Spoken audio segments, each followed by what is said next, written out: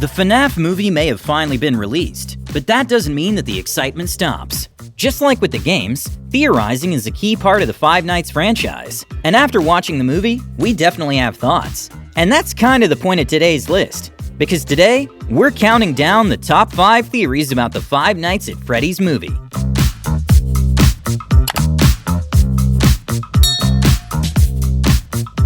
Number 5. Garrett is the puppet. In the movie, we see the 5 original victims of Afton who go on to pose as the main 5 animatronics. And even though the movie focuses on him, Mike's brother Garrett is not shown to be one of those children. William presumably just kidnaps him because he can. The movie never explains what happened to him after he was taken. So what did happen? Could Garrett be the movie's version of the Charlotte Emily?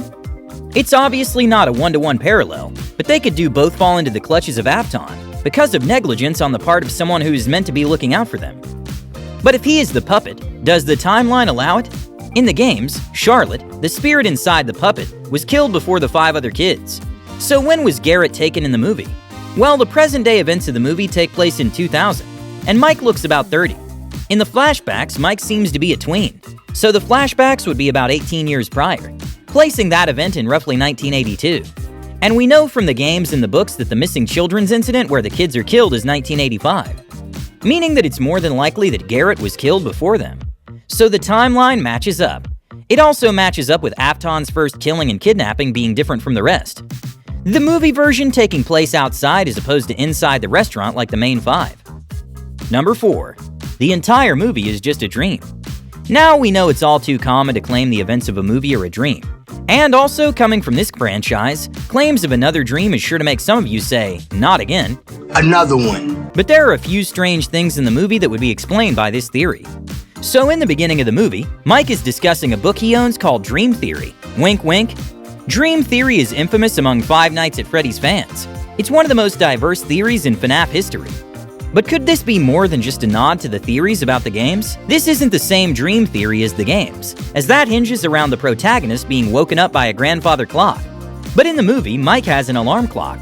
The first of these strange happenings are the multiple times Mike is injured by the animatronics but doesn't feel hurt. The first one happens during his 3rd dream, where he sees the 5 missing kids stood watching over the events that take place. The child he tries to talk to cuts him with his foxy hook, and Mike wakes up.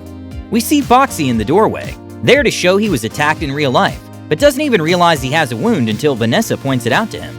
The second instance comes during the last night. Mike's final and most vivid dream ends with him receiving lots of cuts and slashes, but these violent injuries are not enough to wake him up. I don't know about you, but even if I were in a very deep sleep and I was cut across my body with a knife even once, I would wake up pretty quickly. Unless, of course, these events aren't really happening in reality. Later in the movie, Abby has an encounter with Golden Freddy. He shows up at her home, taking a brief moment to kill her aunt and take her back to the pizzeria.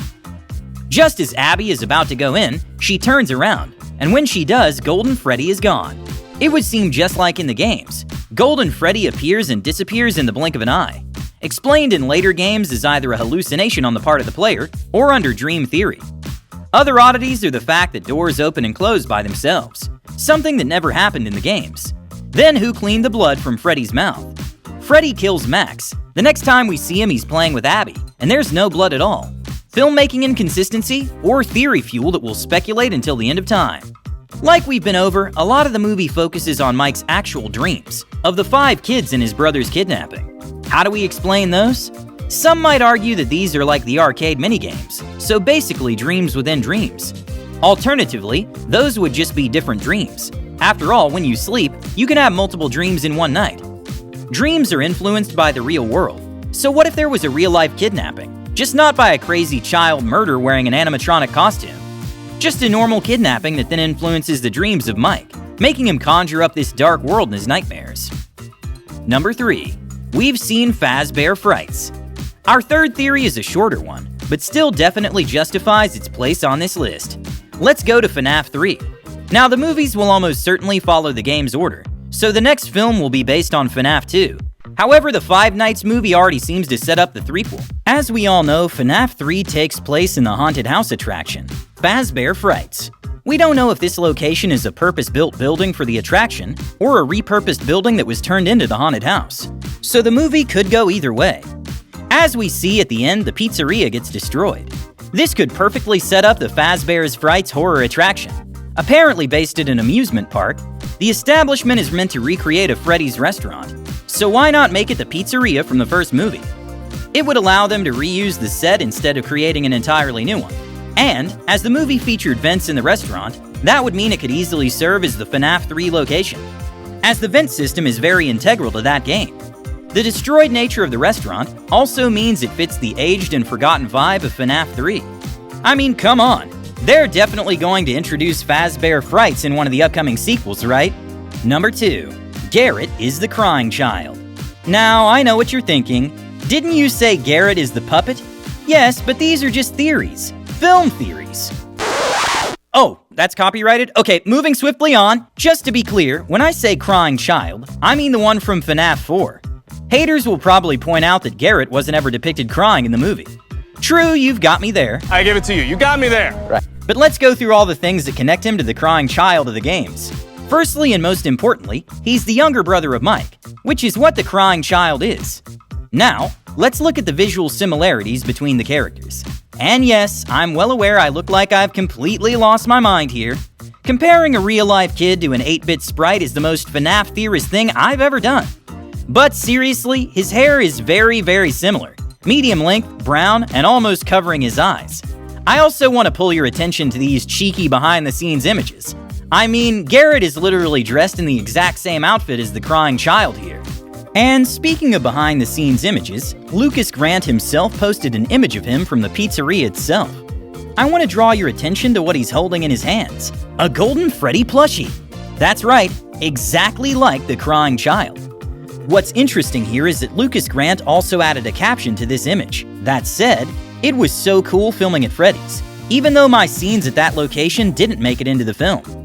I mean, my theory brain is immediately telling me he was here shooting the crying child's Bite of 83 scene. Many of you in the audience are now probably saying, no way, if they shot the Bite of 83, they would have 100% put it in the movie.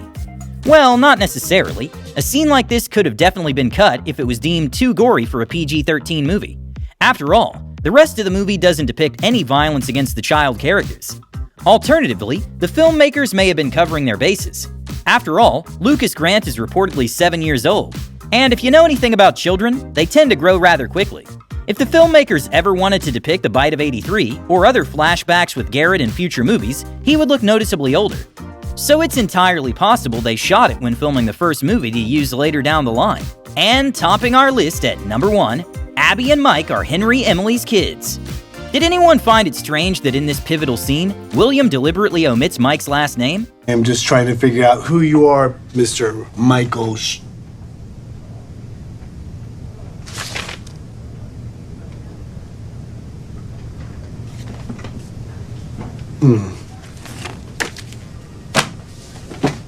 Coffee? If Mike's family were merely random victims of William, why withhold the last name? This serves as evidence that Garrett is more than just a random victim. The parallels between the movie and the games enhance this theory. Abby, akin to the puppet in the games, plays a role reminding animatronics of William's misdeeds and sparking their rebellion. This is so significant because in the game lore, the puppet is Henry Emily's daughter, Charlotte Emily. Another intriguing aspect is William's change in modus operandi. In the games, he typically dresses as Spring Bonnie, abducts kids from Freddy's, and then kills and stuffs them into suits. In the movie, however, he takes a random child to a remote campsite, deviating from his usual method. This raises questions about whether William has ever changed his MO before, with the only known instance being the car killing of Henry Emily's daughter, Charlotte. Assuming this change is accurate, it raises more questions. Why wouldn't Mike know about Freddy's if his father is Henry Emily? Mike's mention of his mother's death and Henry's inability to cope with Garrett's kidnapping. I imagine that the filmmakers could address this through revealing Henry left because he knew he was partly responsible for the events, as William Afton's partner. He could have left his kids and dedicated his life to proving Afton's responsibility for his son's murder. I mean, this certainly wouldn't be out of character for this family, right?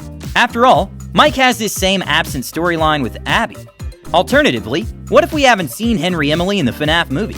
When I watched the movie, this scene really stuck out to me. The family all get close-ups and dialogue, but not the supposed dad. This struck me as odd. I think that's because Mike's dreams are trying to tell him this man isn't important to figuring out what happened to Garrett. I believe this man is their stepfather, Mr. Schmidt, who entered the picture after Henry left. As a result, the stepfather assumed a significant role in the children's lives, leading them to adopt his last name. If Garrett returns as an animatronic, I anticipate him guiding his siblings to their biological father. And that's a wrap. Thanks for watching and 100% agreeing with our theories. Do you have any theories of your own? Share them in the comments below. Keep it spring-locked to the channel, and we'll see you next time.